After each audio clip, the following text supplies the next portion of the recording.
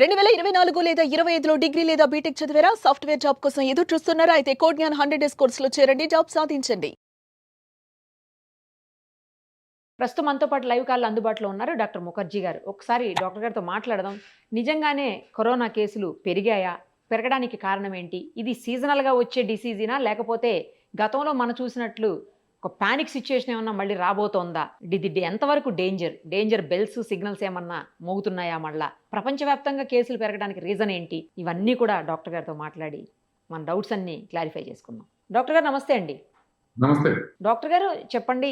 అంటే కేసెస్ ఇప్పుడు పెరిగాయి అనేదైతే పక్కా కరెక్ట్ అండి. అది మీడియా సృష్టి అని కొంతమంది అంటున్నారులే గానీ, మీడియా సృష్టి ఏమి కాదు.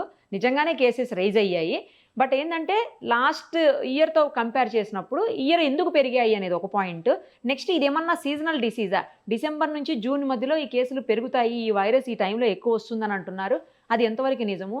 కేసెస్ పెరిగి డేంజరస్ సిట్యుయేషన్‌లోకి ఏమన్నా వెళ్తామా? లేకపోతే ఇంతటితో తగ్గే అవకాశాలున్నాయా డాక్టర్ గారు? మొత్తం ఎక్స్‌ప్లెయిన్ చేయరా ప్లీజ్? అంటే కేసెస్ పెరిగిన మాట వాస్తవమే. పెరుగుతున్న మాట వాస్తవమే. ఎందుకు పెరుగుతున్నాయి అనంటే ఒక JN1లో సబ్ వేరియంట్స్ వస్తున్నాయి. వేరియంట్ మనం చూసుకున్నట్టయితే ఆల్ఫా చూసాము, డెల్టా చూసాము. ఆ తర్వాత ఒమిక్రాన్ చూసాము. యాహ్! సార్. ఒమిక్రాన్‌లో మనకి సబ్ వేరియంట్స్ అనేక సబ్ వేరియంట్స్ వస్తున్నాయి. ఆ సబ్ వేరియంట్స్‌లో JN1 అనేది ఒక ప్రధానమైన సబ్ వేరియంట్. ఇది సుమారుగా డిసెంబర్ 2023లో బయటకొచ్చింది. ఓకే. తర్వాత చాలా వరకు ఇదే డామినేట్ చేసుకుంటూ పోయింది. ఎందుకు డామినేట్ చేసుకుంటూ పోయిందంటే, ఎప్పుడైతే ఒక వైరస్ మన ఇమ్యూనిటీని దాటి మనని ఎఫెక్ట్ చేయగలదో, అలా వచ్చినప్పుడు మనకి అది పెరుగుతూ పోతుందన్నమాట. సో, ఆ విధంగా మనకి JN1 మిగతా వేరియంట్స్ ని కాదని ముందుకు వెళ్ళిపోయింది. అయితే అప్పటి నుంచి ఉన్న వైరస్ ఇప్పుడు ఈ సంవత్సరం దాని మీద ఇంట్రెస్ట్ ఎందుకు పెరిగిందంటే, సింగపూర్‌లోను, హాంకాంగ్‌లోను కేసెస్ పెరిగినాయని వాళ్ళు చెప్పటం, చైనాలోను, తైవాన్‌లో కూడా కేసెస్ పెరిగినాయని చెప్పడంతో పాటు, హాంకాంగ్‌లో వాళ్ళు ఏం చెప్పారంటే, ఒక 31 మంది సీరియస్‌గా ఉన్నారు, లేకపోతే మరణించారు అని చెప్పారు. అంటే వాళ్ళలో మరణించిన వాళ్ళు తక్కువే. కానీ మరణించిన వాళ్ళు ప్లస్ సీరియస్‌గా ఉన్నవాళ్ళు కలిపి ఎక్కువగా ఉండటాన్ని ప్రపంచవ్యాప్తంగా కొంత భయభ్రాంతికి గురి చేసింది. అంటే మళ్ళీ ఏమన్నా మరణాలు పెరుగుతున్నాయా అన్న భయం ఒకటి మొదలైంది. తర్వాత ఏమైందంటే ఇండియాలో టెస్ట్ చేయటం మొదలుపెట్టినప్పుడు మొదటగా ఎవరికి టెస్ట్ చేస్తారంటే హాస్పిటల్‌లో అడ్మిట్ అయిన వాళ్ళకి టెస్ట్ చేస్తారు. ఓకే. అడ్మిట్ అయ్యి ఆల్రెడీ సీరియస్‌గా ఉన్న వాళ్ళకి టెస్ట్ చేస్తారు. ఓకే. సో, అలా చేయడం వల్ల ఆ సీరియస్‌గా ఉన్న వాళ్ళలో కొంతమందికి పాజిటివ్ రావడం, ఆ పాజిటివ్‌గా ఉన్న వాళ్ళలో ఆల్రెడీ సీరియస్‌గా ఉన్నారు కాబట్టి కొంతవరకు మరణాలు ఒక 2, 3 కనపడటం జరిగింది. సో, ఇది మనం బయట జనరల్ పబ్లిక్‌కి చేస్తుంటే అంత డేంజరస్ కనపడేది కాదు. ఎందుకంటే ఎక్కువ మందికి పాజిటివ్ వచ్చినా కూడా చాలా తక్కువ మంది అడ్మిట్ అవ్వడం అనేది మనం చూసేవాళ్ళం. కానీ ఇప్పుడు అట్లా చేయట్లేదు కదా! ఎక్కువ సిక్‌గా ఉండే వాళ్ళకి చేసినప్పుడు కొన్ని మరణాలు సంభవించే అవకాశం ఉంటుంది. అది కోవిడ్ వల్ల కాకపోయినా దాంతో ఉన్న కోమార్బిడిటీస్ వల్ల వచ్చే అవకాశం ఉంటుంది. ఉదాహరణకి ఇనీషియల్‌గా మహారాష్ట్రలో చనిపోయిన ఒక అబ్బాయికి నెఫ్రాటిక్ సిండ్రోమ్ అని కిడ్నీకి సంబంధించిన సమస్య ఉందండి. ఓకే. ఓకే.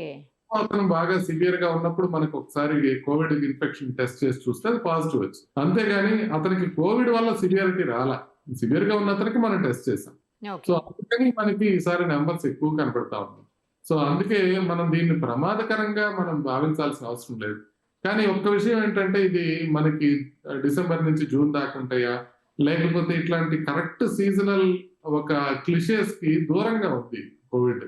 అంటే మనం చెప్పినట్టుగా అది వినట్లా. మనం చెప్పినప్పుడు టైంలో రావట్లా. మనం ఏమనుకునేవాళ్ళం యూజువల్‌గా కొద్దిగా వింటర్‌లో వస్తుంది, రెయినీ సీజన్‌లో వస్తుంది అని. ఇప్పుడు అట్లా లేదు. ఇది సమ్మర్‌లో వస్తోంది. ఇష్టం వచ్చినట్టు వస్తుంది. ఎప్పుడైనా కేసులు పెరుగుతాయి. కాబట్టి ఒక పర్టిక్యులర్ సీజన్ అంటూ కోవిడ్‌కి లేదు. ఎప్పుడైనా రావచ్చు. వచ్చినా కూడా ఇప్పుడు మనకి ఎట్లా ఫ్లూ వచ్చినప్పుడు కొన్ని కేసెస్ పెరిగినప్పుడు కొంత అడ్మిషన్స్ అవసరం పడుతుందో, అదే విధంగా అడ్మిషన్స్ అవసరం పడుతుంది గానీ, ఎక్కువయ్యే అవకాశం లేదు.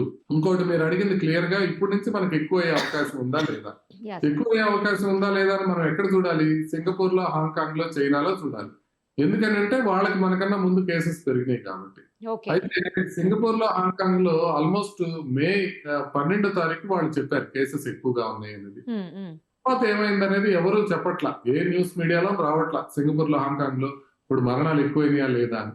నేనేం చేశానంటే Singapore news papers, Hong Kong news papers మొత్తం చదివాను. ఓహ్! మొత్తం అయితే ఎక్కడ ఫ్రంట్ పేజ్‌లో కోవిడ్ అనే న్యూసే లేదు. తర్వాత ఒక 2, 3 రోజుల క్రితం వాళ్ళు సింగపూర్‌లో వాళ్ళు చెప్పిందేంటంటే, ఇప్పుడు దాకా మనకు వస్తున్న దీంతో ఇప్పటికి పీక్ రీచ్ అయిపోయినట్టుగా కనిపిస్తుంది. తగ్గిపోతున్నాయి కేసెస్ అనేది చెప్పడం జరిగింది. అంటే ఒక వారంలో 14,000 పాజిటివ్ వచ్చినాయి సింగపూర్‌లో. హాంకాంగ్ లో చూసుకుంటే టెస్ట్ పాజిటివిటీ పర్సెంటేజ్ 11 నుంచి 13% వరకు వచ్చింది. అక్కడి నుంచి కొంత మేరకు తగ్గటం బిగినాయి అనేది తెలుస్తా ఉంది. అదేవిధంగా చైనీస్ వార్తా సంస్థ కూడా ఇవాళ డిక్లేర్ చేశారు. వాళ్ళు కూడా ఆల్రెడీ వచ్చిన కేసెస్ పీక్ రీచ్ అయిపోయినట్టు మాకు అనిపిస్తోంది, తగ్గటం బిగినైనట్టు మాకు అనిపిస్తోంది. కాబట్టి కొంత కేసు లోడ్ పెరిగినా, కొంత నెంబర్లు పెరిగినా కూడా అది మనం టెస్టులు పెంచడం వల్ల అవుతుంది కానీ మనం ఏదో ఒక రకంగా మళ్ళీ పాండమిక్ అవుతుందని కానీ లేకపోతే ఎక్కువగా వ్యాప్తి చెందుతుందని కానీ మనం భావించాల్సిన పని లేదు. ఒక్క ఇంపార్టెంట్ విషయం ఏంటంటే సింగపూర్ లో ఉన్న వేరియంట్, హాంకాంగ్ లో ఉన్న వేరియంట్ మైల్డ్ గా డిఫరెంట్. ఓకే. రెండు JN.1 సబ్ వేరియంట్స్ అయినప్పటికీ హాంకాంగ్ లో ఉన్నది ప్రధానంగా XBB అనే వేరియంట్, దాని నుంచి NB1.8.1 అనేది వస్తుంది. సింగపూర్ లో ఉండేది ఏంటంటే LF7 అనేది వస్తుంది. NB1.8.1 అనేది 2 కంట్రీస్ లో ఉంది. కాబట్టి కరెక్ట్ గా ప్రభుత్వం తరపున చూడాల్సింది ఏంటంటే కొత్త వేరియంట్ ఏదైనా వచ్చే అవకాశం ఉందా, అదేమన్నా ప్రమాదకరంగా మారే అవకాశం ఉందా చూసుకోవాల్సిందే గానీ ఇప్పుడు దాకా ఉన్న దాఖలాల ప్రకారం ఇన్సకాగ్ అనే మన గవర్నమెంట్ సంస్థ చేసిన పరిశోధనల ప్రకారం కూడా ఇది JN.1 వేరియంటే, ఇది ఒమిక్రాన్ సబ్ వేరియంటే, దీనివల్ల బాగా ప్రమాదమయ్యే అవకాశాలు చాలా చాలా చాలా తక్కువ. సార్ డాక్టర్ గారు ఒక విషయం క్లియర్గా చెప్పండి. ఇప్పుడు మళ్ళీ శానిటైజర్స్ లేకపోతే మాస్కులు వేసుకోవటం, లేదు అంటే ఎవరైతే ప్రెగ్నెంట్ ఉంటారో వాళ్ళు కానీ, చిన్న పిల్లలు, లేదు ఇతర ప్రాబ్లమ్స్ తోటి ఉండేవాళ్ళు, కోమార్బిడిటీస్ అంటాం కదా, అలాంటి వాటితో ఉండేవాళ్ళందరూ మళ్ళీ జాగ్రత్త పడాల్సిన అవసరం ఉందా? అలాగే వేరే దేశాలకు వెళ్ళినప్పుడు ఎలాంటి జాగ్రత్తలు తీసుకోవాలి? అంటే జాగ్రత్తగా ఉండాల్సిన అవసరం ఎప్పుడూ ఉంది. అంటే కోవిడ్ కాకపోతే ఫ్లూ కాకపోతే బర్డ్ ఫ్లూ, ఏదో ఒక వైరస్ మనకి తగులుతూనే ఉంటాయి కాబట్టి కొంత శానిటేషన్, బేసిక్ హైజీన్ పాటించడం అనేది ఎప్పుడూ అవసరం. ఇకపోతే మాస్క్లు ఎవరు పెట్టుకోవాలి అని అంటే మనకి ఎవరికైతే జలుబు చేసిందో వాళ్ళ వరకు మాస్క్ పెట్టుకుంటే చాలు, వాళ్ళు స్ప్రెడ్ చేయకుండా ఉంటే చాలు. మొత్తం ప్రజానికం అంతా మాస్కులు పెట్టుకోవాల్సిన అవసరం ఏం లేదు. ఒకవేళ జలుబు చేసింది, మీకు కోవిడ్ కాదో తెలియదు కాబట్టి కొంత ఐసోలేట్ అయి ఉంటే కొంతకాలం మీరు కంఫర్టబుల్ గా ఉంటే ఆ తర్వాత మీరు బయటకు రావచ్చు, అదేం ప్రాబ్లం లేదు. ఇకపోతే పిల్లల విషయంకి వస్తే పిల్లలు విధిగా ఏమి జాగ్రత్తలు తీసుకోవాల్సిన అవసరం ఏం లేదు. ప్రెగ్నెంట్ లేడీస్ కానివ్వండి, లేకపోతే బాగా ఏజ్డ్ గా ఉండి మల్టిపుల్ కోమార్బిడిటీస్ ఉన్నవాళ్ళు, అంటే బీపీ, షుగర్, కొలెస్ట్రాల్ కాకుండా గుండె జబ్బులు, కిడ్నీ జబ్బులు, క్యాన్సర్లు, HIV ఇలాంటివి ఉన్నవాళ్ళు మాత్రం కొంత కేర్ఫుల్ గా ఉండాల్సిన అవసరం ఉంది. ఎందుకంటే మనకి ఇంకా ఇవాల్వింగ్ సిచ్యుయేషన్ ఉంది కాబట్టి, ఇంకా కంప్లీట్ గా దీనికి మనకు దాఖలాలు తెలియదు కాబట్టి ఏ రకంగా మూవ్ అవుతుందో కొంచెం జాగ్రత్తలు తీసుకుంటే తప్పేం లేదు. అంటే ముందు వరుసలో ఎప్పుడు కూడా సీరియస్ రిస్క్ ఉన్న వాళ్ళు ఉండకూడదు అని నేను అనేది. మామూలుగా యూత్ అందరూ మామూలుగానే ఎదురుగి తెచ్చుకుంటూ ఉంటారు దాన్ని ముందుగా బయట తిరిగి. బట్ బాగా ఏజ్ ఎక్కువ ఉండి మల్టిపుల్ కోమార్బిడిటీస్ ఉన్నవాళ్ళు, ఇప్పుడు మనం గమనిస్తాం కొంచెం కిడ్నీ ప్రాబ్లం ఉండి, హార్ట్ ఫెయిల్యూర్ ఉండి, ఎంత ఉన్నవాళ్ళు, చాలా జాగ్రత్తగా ఉన్నవాళ్ళు చిన్న జలుబు చేసినా కూడా వాళ్ళకి ప్రమాదం అవుతుంది. ఈ కోవిడ్ కూడా చిన్న ప్రాబ్లం వచ్చినా కూడా అది పెద్దదిగా పరిణమించకుండా ఉండటానికి వీళ్ళు కొంత కోమార్బిడిటీస్ ఉన్నవాళ్ళు కొన్ని రోజులు జాగ్రత్తగా ఉంటే సరిపోతుంది. మోస్ట్ ప్రాబ్లీ నెక్స్ట్ 10 days లో ఇది కంప్లీట్ క్లారిటీ వచ్చేస్తుంది. మోస్ట్ 90% ఇదేమీ ప్రమాదం కాదు అనేది, ఇక దీన్ని మళ్ళీ ఫర్దర్ గా చెక్ చేసుకోవాల్సిన అవసరం లేదనేది మనకి తెలిసే అవకాశం. వేరే కంట్రీస్ వెళ్ళేటప్పుడు అంటే టూరిస్టులు ముఖ్యంగా వాళ్ళు కొంచెం జాగ్రత్తగా, హాంకాంగ్ వెళ్లే వాళ్ళు మాత్రం కొంచెం అక్కడ వాళ్ళు మాస్క్ ని కొంత మ్యాండేట్ చేసినట్టుగా కనబడుతుంది. హాంకాంగ్, సింగపూర్, ఇంకా తైవాన్, చైనాలో ఇంకా అంత ఆంక్షలు లేవు కానీ హాంకాంగ్, సింగపూర్ మాత్రం కొద్దిగా ఆంక్షలు పెట్టారు. అది మాస్క్ పెట్టుకోవాలన్న ఆంక్ష మాత్రం పెట్టడం జరిగింది. అందుకని కొంత మాస్క్ ధరించి వెళ్తే సరిపోతుంది. పాతకాలంలో సర్టిఫికెట్ ఏమైనా ఉంటే కోవిడ్ సర్టిఫికెట్ తీసుకెళ్తే సరిపోతుంది. వాళ్ళు ఏమి ఇన్సిస్ట్ చేయట్లా, ఎయిర్పోర్ట్స్ లో కూడా ఏమి ఇన్సిస్ట్ చేయట్లా. ఓకే. మొన్న ఈ మధ్యకాలం విన్నాం సార్, ఒక మన క్రికెటర్ కూడా ఒకళ్ళకి ఇదే సేమ్ ప్రాబ్లం తోటి, కోవిడ్ ప్రాబ్లం తోటే బ్యాక్ వెళ్ళారు వాళ్ళ కంట్రీకి, మళ్ళీ తిరిగి వచ్చారని అంటున్నారు. ఇక్కడికి వచ్చి కూడా హాస్పిటలైజ్డ్ అయ్యారని చెప్పేసి విన్నాము. మన IPL ఆడుతున్నటువంటి ఒక ప్లేయర్ కూడా. ట్రావిస్ హెడ్ గారు వెనక్కి వచ్చి ఒక హాఫ్ సెంచరీ బాదారు, శుభ్రంగా సేఫ్ గా ఉన్నారు, ఏం ప్రాబ్లం లేదు. అదేవిధంగా శిల్పా శిరోద్కర్ గారికి కూడా వచ్చిందని విన్నాం వార్తలు. బట్ ఏం ప్రమాదం కావడం, అది నేను నార్మల్ గా ఉండి కొద్దిగా ఇన్ఫెక్ట్ అయిన వాళ్ళకి ఏమి డేంజర్ అవ్వట్లేదు. సో ఏం భయపడాల్సిన అవసరం ఏం కనపట్లేదు.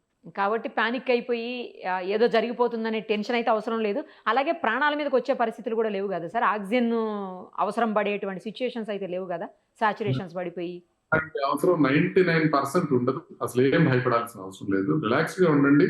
కొన్ని రోజుల్లో నెక్స్ట్ 10 days లోనే ఈ హైప్ అంతా తగ్గిపోతుంది, ఏం ప్రమాదం ఉండదు అనే విషయం మనకి క్లియర్ గా తెలిసే అవకాశం ఉంది.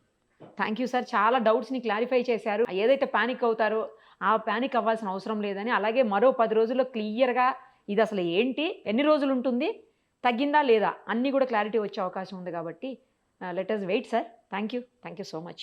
సుమన్ టీవీలో మీ పర్సనల్ అండ్ బిజినెస్ ప్రమోషన్స్ కోసం కింది నెంబర్కి కాంటాక్ట్ చేయండి.